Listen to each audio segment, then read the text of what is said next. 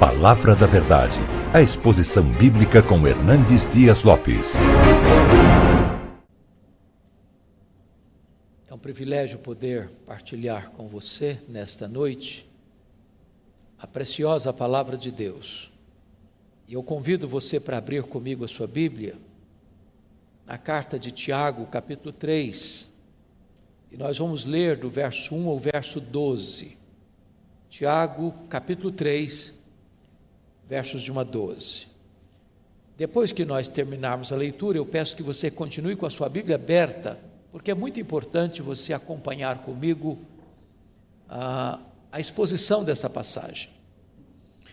Tiago diz assim: meus irmãos, não vos torneis muitos de vós mestres, sabendo que havemos de receber maior juízo, porque todos tropeçamos em muitas coisas. Se alguém não tropeça no falar, é perfeito varão, capaz de refrear também todo o corpo. Ora, se pomos freios na boca dos cavalos para nos obedecerem, também lhes dirigimos o corpo inteiro.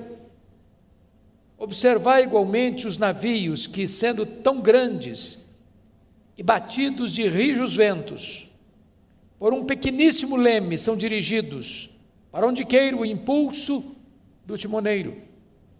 Assim também a língua, pequeno órgão, se gaba de grandes coisas. Vede como uma fagulha põe em brasas tão grande selva. Ora, a língua é fogo, é mundo de iniquidade. A língua está situada entre os membros do nosso corpo e contamina o corpo inteiro. E não só põe em chamas toda a carreira da existência humana, como também é posta ela mesma em chamas pelo inferno. Pois toda espécie de feras, de aves, de répteis e de seres marinhos se doma e tem sido domada pelo gênero humano. A língua, porém, nenhum dos homens é capaz de domar. É mal incontido, carregado de veneno mortífero. Com ela bendizemos ao Senhor e Pai, também com ela amaldiçoamos os homens feitos à semelhança de Deus. De uma só boca procede bênção e maldição. Meus irmãos, não é conveniente que estas coisas sejam assim. Acaso pode a fonte jorrar do mesmo lugar o que é doce e o que é amargoso?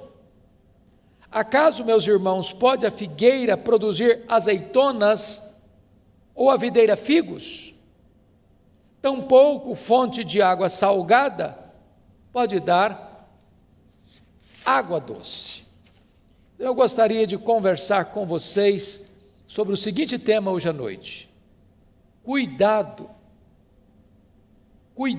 com as suas palavras. Bom, esta carta foi escrita por Tiago. É preciso prestar atenção que este Tiago aqui não é o Tiago apóstolo, irmão de João, porque aquele foi morto em Jerusalém, por ordem de Herodes Agripa I.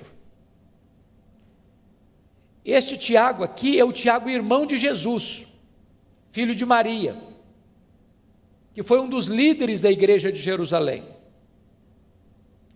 Este Tiago era um dos colunas da igreja de Jerusalém.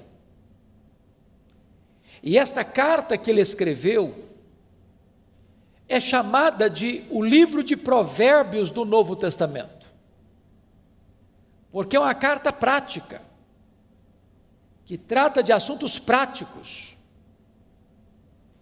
Ele traz no bojo desta carta quais são as evidências de uma pessoa salva pela fé. E ele evidencia então que você prova a sua fé em Cristo mediante as obras diante dos homens. E um dos assuntos práticos que Tiago trata nesta carta é exatamente a questão do cuidado com a língua. No capítulo 1, no verso 19, Tiago já chama a sua atenção para esse fato: todo homem seja tardio para falar. O silêncio é mais eloquente do que o falatório desproposital.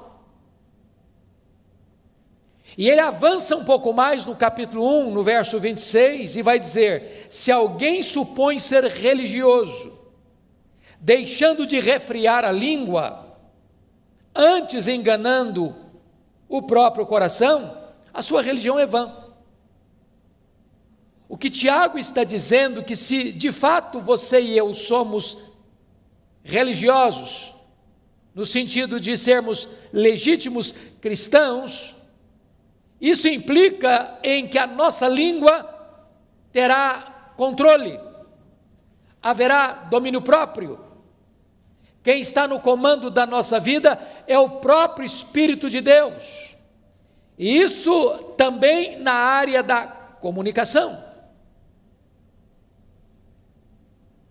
No livro de Provérbios, lá no capítulo 18, verso 21, está escrito assim: a morte e a vida estão no poder da língua. Quem bem a utiliza, come do seu fruto. Então você pode dar vida ou você pode matar os seus relacionamentos, dependendo da maneira como você se comunica. No livro de Provérbios ainda, há um texto que para mim é emblemático. E eu gostaria que você, com a Bíblia aberta comigo, pudesse observar esse texto, porque ele trata de 6 pecados que Deus aborrece, e de um 7º pecado que a alma de Deus abomina, que é o ponto culminante da abominação divina. Quais são esses 6 pecados que a alma de Deus aborrece? Primeiro, ele diz aí, olha comigo o verso, capítulo 6, 17, olhos altivos. Deus não tolera gente soberba. Segundo, língua mentirosa. O mentiroso aborrece a Deus. Terceiro, mãos que derramam sangue inocente. Pensa comigo hoje em quantos abortos são praticados no Brasil. Quantos bebês que são martirizados, trucidados, esquartejados no ventre materno e sugados de lá, do sacrário mais bendito da vida, o ventre, como uma verruga pestilenta. Isso aborrece a Deus. Depois o texto diz, em 4º lugar, coração que trama projetos iníquos, gente que fica maquinando mal. Deus aborrece isso. Depois Deus diz, pés que se apressam a correr para o mal, gente que não só concebe, mas tem pressa para praticar o mal. Deus aborrece isso. 6º lugar, testemunha falsa que profere mentiras, que inverte os fatos. Deus aborrece isso. Mas o 7º pecado que a alma de Deus abomina, preste atenção, é este: o que semeia contendas entre irmãos. O que eu fico impressionado é que Deus diz que esse pecado é mais grave aos seus olhos do que o assassinato. Já pensou nisso? Pessoas que jogam um irmão contra o outro, pessoas que usam a sua língua para provocar contendas, brigas, discórdias, dissensões, que maculam a imagem do seu irmão diante de outro irmão, para destruir a sua reputação. A Bíblia diz que Deus abomina isso. Deixa eu lhe dar um exemplo. Está lá no primeiro livro de Samuel, quando Saul, já insano, perseguiu o seu genro, Davi, para matá-lo. E diz a Bíblia que nessas fugas de Davi, não porque Davi tivesse medo do seu sogro, ou porque Davi fosse covarde, Davi tinha consciência de que não podia atentar contra o seu sogro, vingar-se do seu sogro. Então, certa feita, ele passou por Nob, onde havia uma comunidade de sacerdotes. E Davi foi acolhido ali por eles. E um indivíduo chamado Doeg deu um relatório tendencioso, malicioso, maledicente a Saul. E Saul se enche de fúria e vai a Nob e mata 85 sacerdotes. Mata homens, crianças, uma chacina, um derramamento de sangue, porque alguém maldoso joga uma pessoa contra outra e cria um cenário terrível de conspiração que leva à morte de muitos inocentes. A língua é perigosíssima. Então, cuidado com a sua língua, cuidado com as suas palavras. Voltando ao texto que lemos para expô-lo, abra comigo então, lá em Tiago 3. E Tiago começa alertando para o seguinte fato, olha comigo, versículos 1 e 2. Meus irmãos, não vos torneis muito mestres, sabendo que havemos de receber maior juízo. Então, preste atenção. Quanto mais alta a posição que você tiver, mais de você será exigido. Quanto mais privilégios, mais responsabilidades.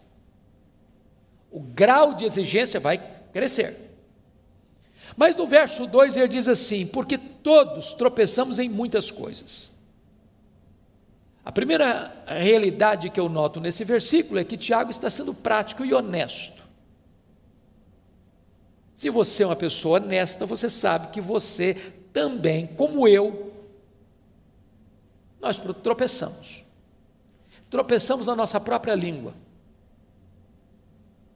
Quantas vezes nós falamos quando não devíamos ter falado? Quantas vezes nós nos calamos quando deveríamos ter falado? Quantas vezes as nossas palavras não foram as melhores, não trouxeram edificação? Quantas vezes as nossas palavras não transmitiram graça aos que nos ouviram? Então, todos nós tropeçamos em muitas coisas, e Tiago diz: se alguém não tropeça no falar, é perfeito varão, capaz de refrear todo o seu corpo. Então, diante deste aspecto, Tiago vai nos ensinar 3 lições aqui que eu quero destacar do texto. Primeiro, é que a língua tem o poder de dirigir, é isso que ele trata nos versos 3 e 4. Segundo, a língua tem o poder de destruir, é o que ele trata nos versos 5 a 8. Terceiro, a língua tem o poder de deleitar, trazer prazer, é o que ele fala dos versos 9 a 12. Então eu quero tratar com você desses 3 aspectos da língua. Ela dirige, ela destrói e ela deleita. Vamos olhar então a primeira lição. A língua tem o poder de dirigir. E no verso 3, ele compara a língua como um freio de um cavalo. Um cavalo é um animal doméstico, que é usado para o trabalho doméstico, ou para montar, ou para o serviço. Ele tem uma força descomunal. Você não consegue medir forças com um cavalo. Porém, quando o cavalo é domado, você põe nele um freio. E mesmo que uma criança suba na sela, com as rédeas na mão, aquele cavalo obedece o comando. O que Tiago está dizendo, que a nossa língua pode nos dirigir, como um freio dirige um cavalo, e toda a nossa força, e toda a nossa energia, pode ser canalizada para o bem e não para o mal, para um bom serviço e não para um desastre. A segunda figura que Tiago usa, está no verso 4, eu peço que você observe comigo. Ele compara a língua que dirige como um leme de um grande navio, que singrando os mares encapelados, enfrentando as ondas revoltas, nos mares da vida, aquele pequeno leme, o timoneiro consegue conduzir o navio, para não se chocar contra as rochas, para não enfrentar um iceberg, para não ir ao naufrágio trazendo prejuízos, perdas e desastres, com muitas mortes.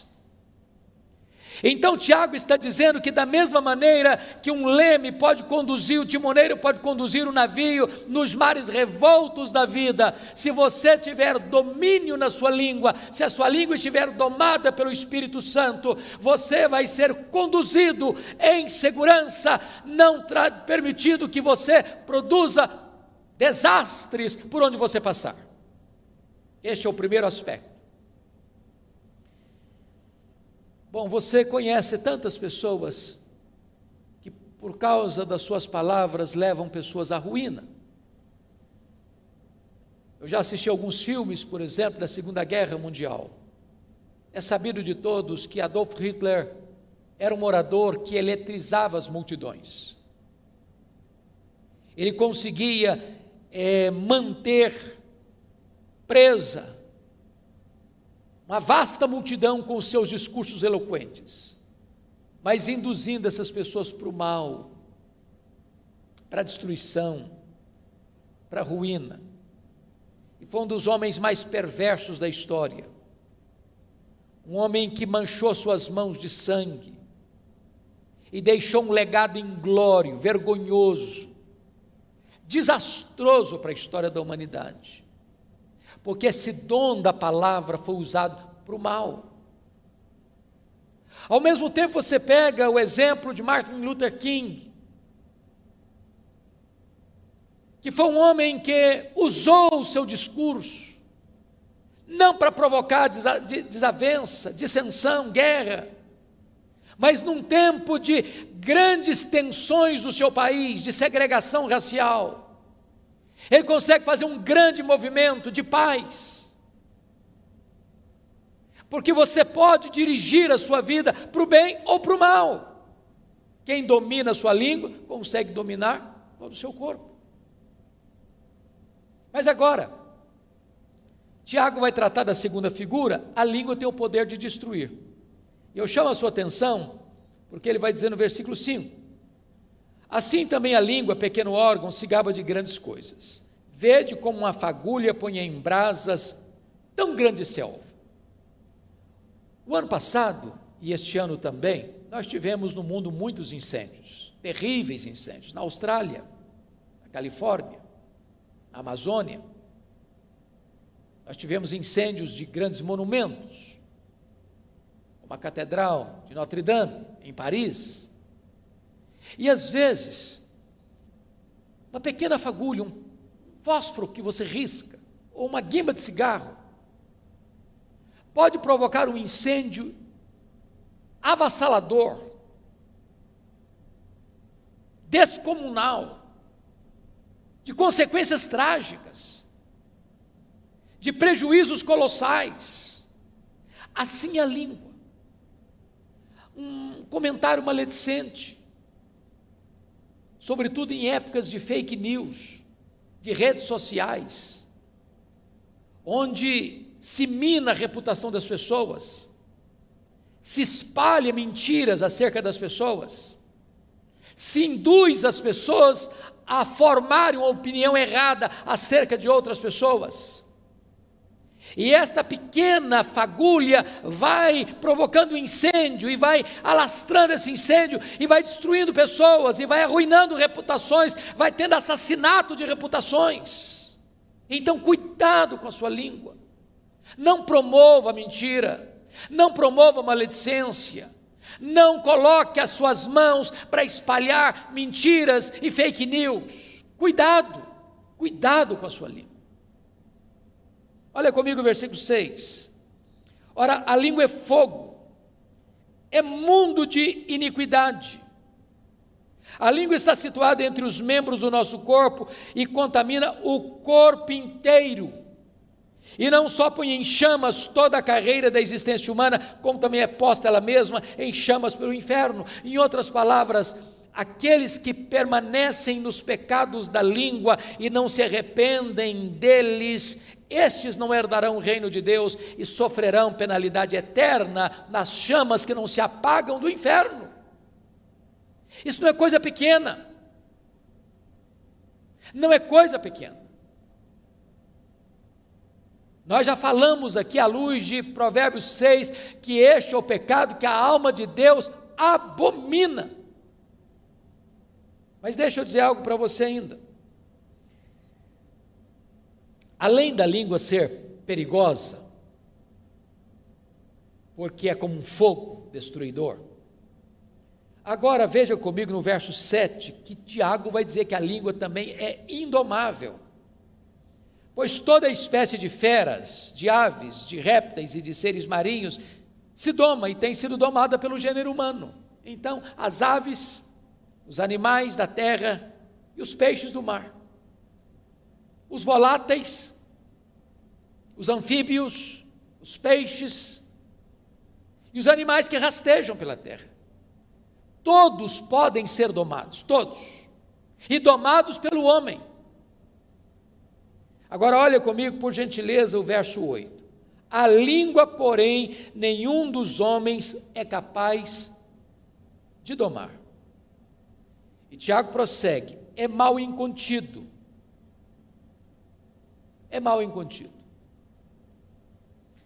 Eu não sei quanto a você, mas eu reconheço tantas vezes a minha insensatez. E às vezes eu fico com vergonha de mim mesmo. Porque às vezes eu falo que eu deveria ter vergonha de ter falado. Às vezes falo na hora mais inoportuna. Às vezes eu falo com as emoções exaltadas, e a Bíblia diz que isso provoca ira. Às vezes eu contribuo para que as pessoas sejam mal faladas, ou me omitindo, ou contribuindo para isso. E eu preciso admitir, à luz do diagnóstico do texto bíblico, que de fato a língua é um mal incontido, e uma fera enjaulada atrás dos nossos dentes, que até hoje não conseguiu ser domada.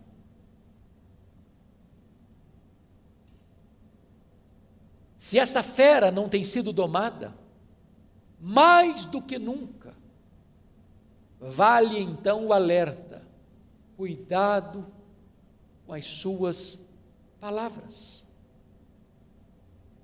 Palavras que saem da nossa boca não voltam mais. São como uma flecha que é atirada. Um comentário mal feito é como subir no alto de uma montanha e soltar um saco de penas. Não se recolhe todas mais. Mas ainda Tiago vai dizer que esta língua, além de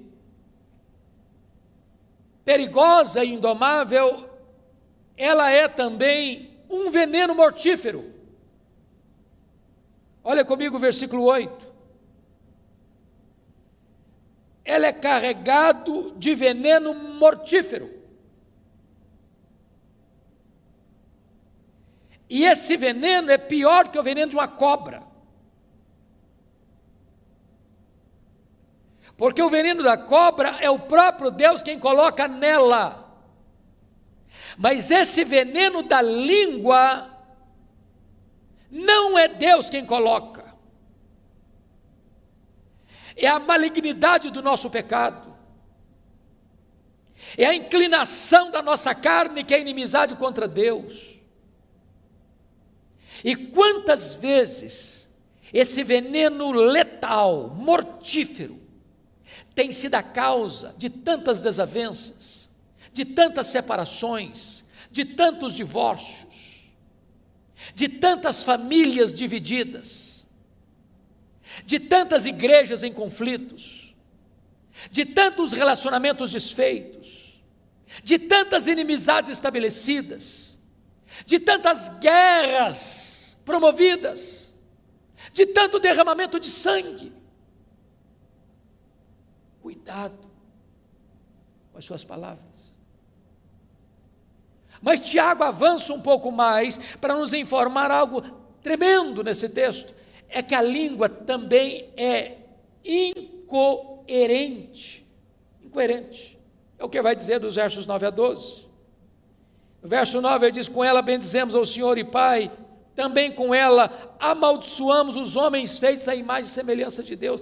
Meus irmãos, quantas vezes você acaba de sair de um culto devocional, onde você cantou hinos, fez orações, proclamou a palavra de Deus, e às vezes até mesmo dentro do pátio da igreja, após o serviço sagrado, a conversa muda, o assunto muda, um irmão fala mal do outro, um irmão critica o outro, um irmão joga o irmão contra o outro,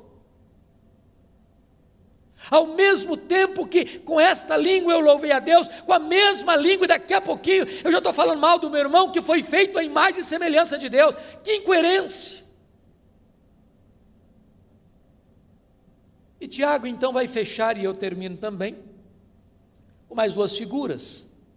No verso 11, ele vai dizer que a língua é como uma fonte. Acaso pode a fonte jorrar do mesmo lugar o que é doce, o que é amargo? E depois a última figura que ele usa é a figura do fruto, no verso 12. Acaso, meus irmãos, pode a figueira produzir azeitonas, ou a videira figos? Olha que coisa interessante. Você já viu isso? Você já foi numa fonte? Você vai lá hoje, a água é doce. Aí você volta no outro dia, a água está salobra. Aí você volta no terceiro dia e ficou doce de novo. Você volta no quarto dia, está salgada. Não existe isso. Ou a fonte é salobra, ou é água doce, ou é água boa, ou é água ruim. Você já parou para perceber na linguagem dele aqui? Você já viu, por exemplo, um pé de figo produzir azeitona? Ou você já viu uma videira que tem que produzir uva, produzir figo? Você nunca viu isso? Não tem essa incoerência no mundo vegetal? E Tiago diz, mas esta incoerência está em nós. Por isso ele termina assim: tampouco, acaso, meus irmãos, pode a figueira produzir frutos azeitonas, figos? Tampouco fonte de água salgada pode dar água doce. E ele conclui na sua palavra preciosa, no verso 10, de uma só boca procede bênção e maldição. Meus irmãos, não é conveniente que essas coisas sejam assim. Bom,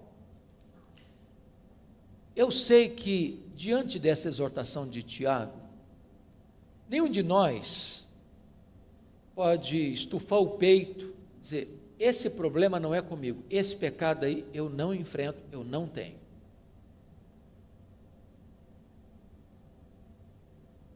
Se formos honestos, temos que vestir todos nós a carapuça e dizer: pô, Tiago está falando comigo, é com você.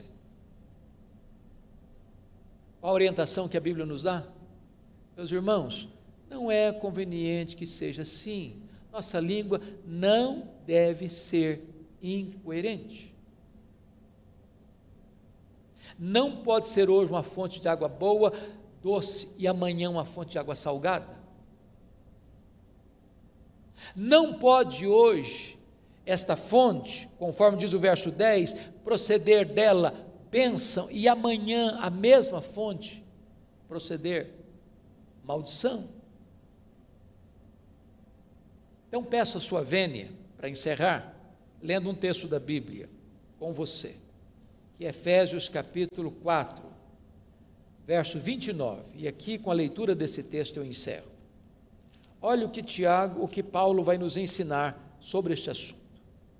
Efésios 4, 29, ele diz assim: não saia da vossa boca nenhuma palavra torpe, palavra suja, e sim, unicamente, a que for boa para edificação. Se não é para edificação, fica calado. E ele diz mais: conforme a necessidade. Tem hora que não é hora de falar, não, é hora de ficar calado mesmo, só se for necessário. E ele diz mais: